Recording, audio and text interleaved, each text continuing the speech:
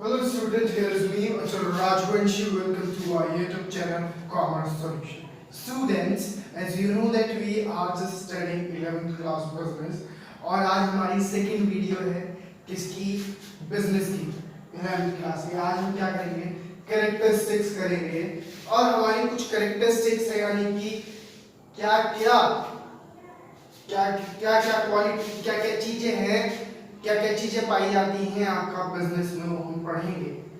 सही है, अगर बिजनेस है तो उसके क्या क्या फीचर्स हैं। सही है, तो सबसे पहले N economic activity. N economic activity का मतलब बिजनेस वही है जहां पे हम प्रॉफिट अर्न करेंगे। जहां पे हम प्रॉफिट अर्न करेंगे वही क्या है, business. An economic activity in which we earn money. एक ऐसी इकोनॉमिक एक्टिविटी जहां पे हम सिर्फ पैसा अर्न करेंगे। अगर हमें किसी से लव अफेक्शन या कोई भी ऐसी चीज दया करनी है, भंडारा करवाना है, तो बिजनेस होगा क्या, नहीं। बट अगर कोई भी हम काम कर रहे हैं टू अर्न अ मनी, तो वो क्या कहलाएगा, business. That's called a business, an economic activity. दूसरा क्या आ जाता है, सेल और एक्सचेंज ऑफ गुड्स। देखिए जो भी बिजनेस होता है वहां पे क्या होता है, परचेज, सेल और exchange of goods and services. सही है, हम क्या करते हैं, सर्विसेज देते हैं, सर्विसेज लेते हैं। सपोज आप एक रेस्टोरेंट में जा रहे हैं, सही है, वहां पे जो रेस्टोरेंट का मालिक है वो आपको सर्विस प्रोवाइड कर रहा है। वहां पे उसने कुक लगा रखे हैं, वो आपको सर्विस दे रहे हैं, आपको फूड दे रहे हैं। वहां पे क्या हुआ, सर्विस का एक्सचेंज हुआ, गुड्स का एक्सचेंज हुआ। सही है, जब भी हम बात करते हैं सेल और एक्सचेंज ऑफ गुड्स की, तो जब भी बिजनेस में बात करते हैं तो बिजनेस में हमेशा क्या आता है, सेल और exchange of goods and services. सही है, एक्सचेंज जो, सही है, यहाँ पे हम क्या कर रहे हैं, सेल कर रहे हैं और एक्सचेंज कर रहे हैं गुड्स, तो वही क्या हो गया हमारा बिजनेस। जहां पे हम एक्सचेंज ऑफ गुड्स कर रहे हैं, दैट्स कॉल्ड आवर बिजनेस। सही है,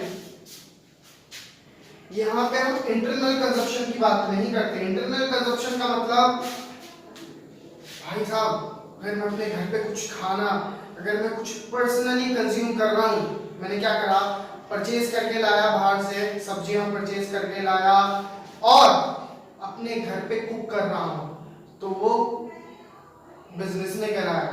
बट बाहर से सब्जियां खरीद के लेकर आया, आटा खरीद, बहुत सारी इंग्रेडिएंट्स खरीद के लाया और एक रेस्टोरेंट में मैं खाना बन रहा है, बनवा रहे हैं हम, तो वो क्या कहलाएगा, आपका बिजनेस कहलाएगा।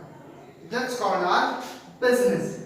तो यहाँ पे हमने बात करी सेल और एक्सचेंज ऑफ गुड्स, पर यहाँ पे इंटरनल कंजप्शन का मतलब यहाँ पे अपना कंजप्शन कुछ नहीं होगा, यहाँ पे सिर्फ अपने बेनिफिट के लिए करेंगे यार, सेल और एक्सचेंज। सही है, रेगुलर बेसिस। बिजनेस हमेशा रेगुलर बेसिस पे होना चाहिए। अगर कोई बिजनेस है अगर वो रेगुलर बेसिस पे नहीं है तो वो बिजनेस नहीं है। सपोज मेरा फोन बेकार हो गया है और मुझे अपने फोन को सेल आउट करना है, I have to sell out my phone. एक बार करूंगा मैं सेल आउट अपने फोन को, अगर मैं अपने फोन को एक बार सेल आउट करूंगा तो बिजनेस कहलाएगा क्या, नहीं। बट अगर मैंने एक बिजनेस बना लिया कि रेगुलर बेसिस पे परचेज कर रहा हूं फोन और सेल कर रहा हूं, रेगुलर बेसिस पे मैं फोन परचेज करता हूं और उसे सेल आउट करता हूं, दैट्स माय बिजनेस। बट अगर मेरा एक बार फोन खराब हो गया या मुझे अपना फोन को सेल आउट करना है, तो दैट्स कॉल्ड सेल और एक्सचेंज ऑफ गुड्स। वो क्या कहलाएगा, सेल और एक्सचेंज ऑफ गुड्स। सॉरी, मैंने यहाँ गलत बोल दिया, रेगुलर बेसिस पे होना चाहिए। यहाँ रेगुलर बेसिस कोई क्वालिटी आएगी, यहाँ से मेरे पे गलत हो गया। रेगुलर, जो भी बिजनेस आपका रेगुलर बेसिस पे होता है, दैट्स कॉल्ड द बिजनेस। अगर रेगुलरिटी नहीं है तो बिजनेस नहीं कहलाएगा। वन सिंगल ट्रांसफर, सही है, अगर एक बार सिंगल ट्रांसफर हो रहा है, नॉट अ बिजनेस। अगर एक बार हम ट्रांसफर कर रहे हैं, एक बार हम सेव कर रहे हैं, that not called a business. दूसरा, अगर कोई बिजनेस हम कर रहे हैं तो क्यों करेंगे, to earn a profit. To earn a profit, we have to earn profit. Business क्यों करते हैं, बिजनेस इस वजह से करा जाता है कि हम प्रॉफिट अर्न यानी कि मुनाफा कमा सकें। भंडारे में आपने कभी प्रॉफिट देखा है? हम लोगों को खाना खिला रहे हैं, हमें बेनिफिट मिल रहा है, प्रॉफिट मिल रहा है, बेनिफिट तो मिलता है, पर we are talking about profit, मुनाफा मिलता है? नहीं मिलता। That's why I am saying that if there is a business तो प्रॉफिट अर्न होगा ही। No business can survive without it. अगर प्रॉफिट अर्न नहीं हो रहा तो कोई बिजनेस सर्वाइव नहीं करेगा without profit. Uncertainty of return, uncertainty of return का मतलब भाई अगर आप एक बिजनेस में इन्वॉल्व हैं, बच्चों अगर आप एक बिजनेस में इन्वॉल्व हैं, मैं एक बिजनेस में इन्वॉल्व हूं, मैंने बिजनेस में कुछ पैसा इन्वेस्ट कर दिया, पता नहीं, कुछ पता नहीं कि पैसा आएगा नहीं आएगा, कुछ नहीं पता, मैंने इन्वेस्टमेंट कर चुका हूं बट पता नहीं है पैसा आएगा नहीं आएगा, कुछ नहीं पता। वी कांट से दैट कि दैट पैसा आएगा ही आएगा, सही है। तो हमने क्या कहा यहाँ पे अनसर्टेनिटी है, कोई गारंटी नहीं है कि प्रॉफिट ही हमेशा हमेशा है प्रॉफिट अर्न होगा। एक बार हो गया प्रॉफिट अर्न तो हम मान के नहीं चल सकते कि हाँ ये बिजनेस मैंने सेटअप करा है तो यहाँ पे प्रॉफिट ही प्रॉफिट होगा, नहीं, क्या पता लॉस भी हो जाए। सही, अनसर्टेनिटी रिटर्न है, कभी ज्यादा प्रॉफिट आएगा तो कभी कम प्रॉफिट आएगा, कुछ नहीं पता, अनसर्टेन है, कुछ नहीं पता कि प्रॉफिट होगा नहीं भी होगा, कम होगा ज्यादा होगा, ये हमें पता है। एलिमेंट ऑफ रिस्क, आपने हमेशा सुना है भाई ये बिजनेस मत कर लियो, इस बिजनेस में बहुत ज्यादा रिस्क है। तो why we are saying that, हम क्यों कहते हैं ये बात? क्योंकि कोई भी बिजनेस हम करते हैं तो उसमें कमी जरूर होती है। क्या कमी होती है? बहुत रिस्की है, that business is very risky, सही है। तो एक बिजनेस में हमेशा एक रिस्क फैक्टर रहता है, बट अगर आप डॉक्टर हैं, टीचर हैं, या अगर आप किसी गवर्नमेंट जॉब पे हैं, अपनी सर्विस दे रहे हैं, आप सर्विस दे रहे हैं, तो वहां पे आपको इन्वेस्टमेंट नहीं कर रहे, तो वहां पे आपका रिस्क क्या हो जाता है? बहुत कम हो जाता है। बट जब आप कोई बिजनेस स्टार्ट कर रहे हैं, वहां पे आप इन्वेस्टमेंट करेंगे, तो वहां पे क्या रहता है? रिस्क फैक्टर रहता है कि प्रॉफिट जितना हमने इन्वेस्ट करा उतना प्रॉफिट आएगा भी या नहीं भी आएगा, तो रिस्क रहता है। और ये एलिमेंट ऑफ रिस्क हमेशा किसमें मिलेगा? आपको बिजनेस में मिलेगा। एक्सप्लोजर ऑफ लॉस, क्या पता आपका लॉस हो जाए। अनडिजायरेबल इवेंट, अनडिजायरेबल का मतलब, रिस्क का मतलब, यहाँ पे एक चीज और बताई गई है। मैंने एक साड़ी शोरूम खोला है और वहां पे क्या आ गई, वहां पे ज्यादा बारिश आने की वजह से या कुछ भी ऐसा फ्लड आ गया, फ्लड आने की वजह से मेरी शॉप जो है बह गई, अब मेरा नुकसान हो गया, डिस्ट्रॉय हो गई मेरी शॉप। तो उस समय पे या उस सिचुएशन पे मैं क्या करूंगा? उस सिचुएशन पे मैं क्या करूंगा? यहाँ पे मैं ये देखूंगा कि कितना रिस्क है कितना नहीं।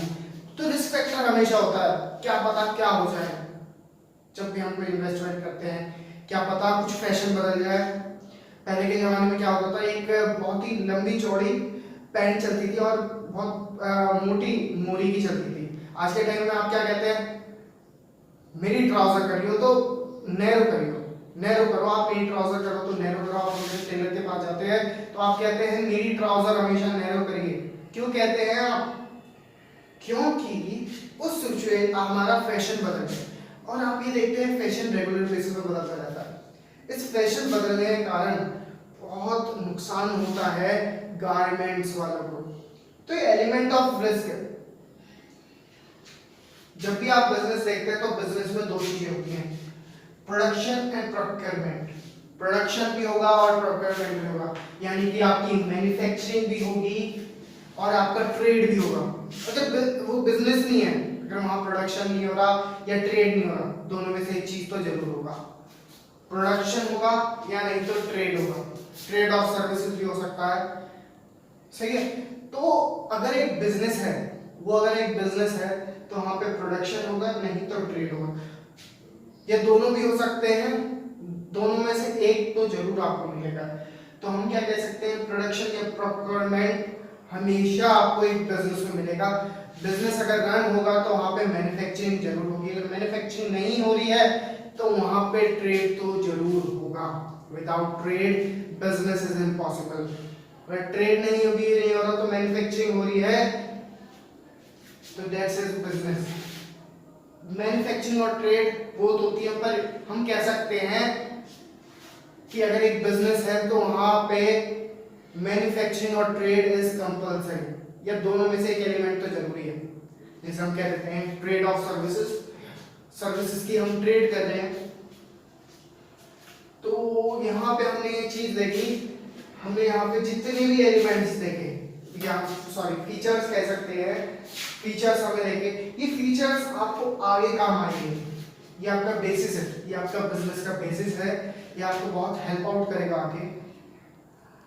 अगर आपको ये आई होप आपको ये वीडियो बहुत अच्छी लगी होगी और आपको हर एक कॉन्सेप्ट क्लियर होगा। अगर आपको इसमें से कोई कॉन्सेप्ट क्लियर नहीं होता है तो आप मेरे यूट्यूब चैनल पे कमेंट करके पूछ सकते हैं यहीं पे।